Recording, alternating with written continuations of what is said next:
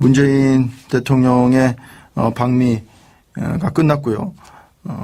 뭐 여러 가지 성과들에 대한 얘기가 나오고 있습니다. 대통령은 기대 밖의 대접을 받았고 기대 밖의 성과를 거뒀다. 뭐 이렇게도 얘기했는데요. 또 남북 관계에 있어서 운전석에 직접 앉아서 이제 운전하겠다. 이런 얘기도 했고요. 더불어민주당 김홍걸 국민통합위원장 연결해서 이야기 좀 나눠보겠습니다. 김홍걸 위원장님 안녕하십니까? 여보세요? 예, 안녕하세요. 김홍걸입니다. 네, 김홍걸 위원장님. 이번 그 한미 정상회담, 김홍걸 위원장님께서 또, 유심 있게, 관심 있게 도 지켜보셨을 것 같은데, 전반적으로 어떻게 좀 평가하십니까? 일단 무난히 잘 넘겼다고 생각하는데요. 네. 아직은 이제 구체적인 내용, 네. 이 오간 것들, 이런 것을 다 알 수가 없고, 네. 또 이제 몇 달 지나봐야 사실 이 정상회담의 영향이라든가 성과를 알 수 있기 때문에 네. 지금 이 깊이 있는 평가를 내리기는 아직 좀 이른 것 같고요. 네. 일단 처음에 예상했던 대로 이 한국 측도 그렇지만 미국 측이 네. 아직 외교 안보 라인 같은 것이 정비가 다 안 돼 있기 때문에 구체적인 안건을 집요하게 따지고 들거나 이런 것은 없었던 것 같고, 네. 이제 마지막에 조금 그것도 예측이 됐던 일인데 이제 외교 관례를 조금 어긋나서 그 마지막 회견에서 네. 기자회견에서 이제 트럼프 대통령이 갑자기 방위비 분담금이니 네. 한미 FTA 이런 부분을 슬쩍 꺼내지 않았습니까? 네. 그렇죠. 예. 근데 그분 평소 성향으로 봤을 때 네. 그렇게 관례를 깨고 이 국내 정치, 자기네 국내 정치에 필요한 발언, 네. 자기네 지지자들을 이렇게 달래주기 위한 발언을 할 것은 네. 예상했던 일이었죠. 네. 어쨌든 이번 그 공동성명에서 트럼프 대통령이 남북대화의 재개를 지지한다. 이런 취지의 이제 공동성명이 담기지 않았습니까? 예, 그렇죠. 그 부분은 상당히 의미가 있다고 봅니다. 네. 그런데 이제, 북한이, 대화에 이제 응하지 않고 있어서 말이죠. 어떻습니까? 이걸 좀 풀어나가기 위한 어떤, 일련의 조치가 있어야 될 텐데, 그 과정 중에 하나로 대북특사 얘기도 나오고요. 특사 파견 문제에 대해서는 어떻게 판단하십니까? 예, 저는 적극적으로 그 부분에 찬성하는 입장이고요. 네. 여러 가지 의견들이 있는데, 국내외에서. 네. 근데 여건이 성숙돼야 대화를 할 수 있다, 이런 말씀을 하는 분도 있는데, 네. 그런 식의 태도로 기다리기만 하다가 지금 이명박 정권, 박근혜 정권에서 아무것도 못하지 않았습니까? 네. 여건은 스스로 능동적으로 만들어 나갈 생각을 해야지 누가 어디서 만들어 주기를 기대하고 있으면 안 되는 거거든요. 네. 그렇기 때문에 우리가 이번에 기회를 이제 잡았으니까 네. 적극적으로 좀 단호하게 네. 이 남북 문제 해결의 주도권을 잡기 위해서 노력해야 된다고 생각합니다. 네. 또 미국의 태도가 또 언제 바뀔지도 모르는 거니까요. 네. 특사 부분도 충분히 고려할 만하다 이런 말씀이신데. 예. 그렇습니다. 가게 된다면 혹시 좀 추천할 만한 인물이 있을까요? 글쎄요, 그 점이야 이 대통령께서 알아서 네. 판단하실 일인데. 네. 이제 누가 가느냐보다. 네. 이제 좀 적극성을 보이고. 네. 이 북측의 의도를 적극적으로 나서서 파악하려는. 네. 그런 노력이 필요하다. 그렇게 보는 것이죠. 네. 이번 이제 그 문구를 보면은 인도적 그 문제 해결을 포함한 어떤 대화를 지지한다 이렇게 되어 있어서 그런 문제들을 좀 벗어난 대화에는 조금 부담이 있지 않느냐 이런 또 지적도 나오던데요. 어떻게 받아들이십니까? 예, 그 점이 이제 좀 민감한 부분이죠. 왜냐하면 북측은 민간 교류니 인도적인 부분이니 이런 것을 얘기하기 위해서 네. 다른 문제, 정치적, 군사적인 문제도 같이 논의하자. 네. 지금 상황이 긴박한데 무슨 이산가족 상봉이냐 뭐 이런 식으로 나올 수도 있기 때문에 네. 예, 그 점이 예, 좀 어려운 부분이죠. 네. 아까 이제 잠시 언급은 하셨습니다만 뭐 트럼프 대통령이 뭐 카메라만 나오면 이제 FTA 재협상을 얘기했고요. 또 뭐 주둔군 지휘 협상 관련해서 이제 방위비 부담 문제가 있고 여러 가지 좀 안보 부분에 있어서는 우리가 좀 취했지만은 경제적인 부분은 좀 많이 내준 것 아니냐 그런 또 평가도 있던데요. 어떻게 보십니까? 뭐 아직 내줬다 이렇게 얘기할 단계는 아니고요. 네. 이제 얘기를 꺼낸 것인데 네. 사실 미국도 좀 전에 말씀드렸지만 FTA가 문제가 있다 이렇게 말은 하지만 네. 그것이 이제 트럼프 대통령이 뭐 다른 나라와 맺은 FTA도 다 그런 식으로 말하고 있는데 네. 그것이 미국의 이 블루칼라 노동자들 자기 지지층을 이제 위한 발언이지 네. 구체적으로 어디가 문제다 이렇게 아직은 얘기를 못 하고 있거든요. 네. 사실 뭐 한미 FTA가 한국에만 일방적으로 유리한 이 조약이 아니지 않습니까? 네. 또 그쪽에서 얘기하는 무슨 철강, 자동차 이 문제도 이 그쪽에서 뭐 우리의 그 철강 수출에 대해서 네. 뭐 전기료 같은 거 혜택 이런 걸 얘기하면서 그것이 국가 보조금이다 이런 식으로 네. 불공정 무역이다 이 정도로 시비는 하고 있지만 사실상 그 설득력이 그렇게 크진 않고요. 네. 뭐 잘 아시지만 한국 시장의 미국 자동차 수출도 네. 예, 관세 비관세 장벽을 뭐 좀 더 줄여준다고 그래서 자동차 미국 자동차 한국 수출이 뭐 대폭 늘어날 것도 아니고 네. 실제로 우리가 투자나 서비스 뭐 이런 분야 네. 또는 ISD 이런 분야에선 사실은 재협상을 한다면 그쪽의 양보를 오히려 요구해야 될 부분도 있거든요. 네. 그러니까는 충분히 또 아직 대비할 시간이 있으니까 네. 슬기롭게 잘 대비하면 큰 문제는 저는 없을 거라고 봅니다. 네. 알겠습니다. 뭐 한미 정상회담 얘기는 여기까지 좀 하고요. 혹시 뭐 국내 정치 현안 몇 가지 좀 여쭤보겠습니다. 어떻습니까? 국민의당 그 제보 조작 사건 말이죠. 지금 안철수 후보에 대해서 국민의당이 자체 진상조사위를 거쳐서 이제 조사를 했고 안철수 후보는 몰랐다. 그리고 이유미 씨의 단독 범죄다. 이렇게 이제 사실상 결론을 내린 것 같은데 어떻게 보십니까? 글쎄요. 그것을 과연 믿을 국민이 몇이나 있을지. 네. 어제 여론조사에서도 보면 70%가 넘는 국민이 당의 다른 사람들과 모의했을 것이다. 이렇게 본다는 네. 그런 조사가 나왔거든요. 네. 그리고 상식적으로도 그 한 사람이 어설프게 만든 녹음 파일 하나만 가지고 네. 그때 발표했던 공명선거 추진단의 단장, 부단장이 다 검사, 기자 이런 분들인데 그렇죠. 출신이 네. 그분들이 그렇게 확인 하나 안 해보고 네. 제보자와 이메일 연락 한번 안 해보고 네. 그냥 속았다. 이것은 상식적으로 말이 안 되지 않습니까? 네. 그리고 그 두 사람, 지금 나온 이름이 밝혀진 두 사람이 네. 다 안철수 씨가 영입한, 안철수 전 후보가 영입한 일종의 안철수맨이라고 할 수 있는 사람들이거든요. 네. 그렇기 때문에 몰랐다고 책임이 없어지는 게 아니고 몰랐다면 정말 그 사람들은 무능하고 무책임한 사람들이 되는 것이고 네. 특히 대표와 후보는 당시 네. 당대표와 후보는 네. 이 무한 책임을 지는 것이기 때문에 선거 문제에 있어서 네. 몰랐다고 책임이 없어질 수는 없는 거죠. 네. 지금 안철수 전 대표는 여전히 침묵을 지키고 있고 뭐 검찰 수사가 나올 때까지는 입장을 밝히지 않을 거다라는 얘기도 나오고 있는데 이 부분은 어떻게 판단하십니까? 글쎄요.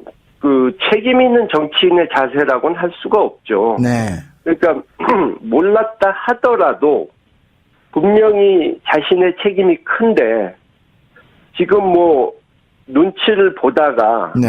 상황 보고 어느 정도 종료가 된 후에 거기에 맞춰서 사과하겠다. 네. 이런 꼼수라고 할 수 있는데 네. 이미 국민들이 그것을 다 꿰뚫어 보고 계시기 때문에 네. 이것은 정치적으로 스스로 자멸하는 네. 그런 상황이라고 저는 봅니다. 우리 위원장님께서는 안철수 전 대표가 정치적 책임을 어디까지 좀 지는 게 타당하다 이렇게 보십니까? 정계 은퇴까지도 가야 된다고 보십니까? 뭐 그 정도도 가야 될지 모르죠. 네. 지금 상황으로는 네. 상황이 더 악화될 수도 있으니까.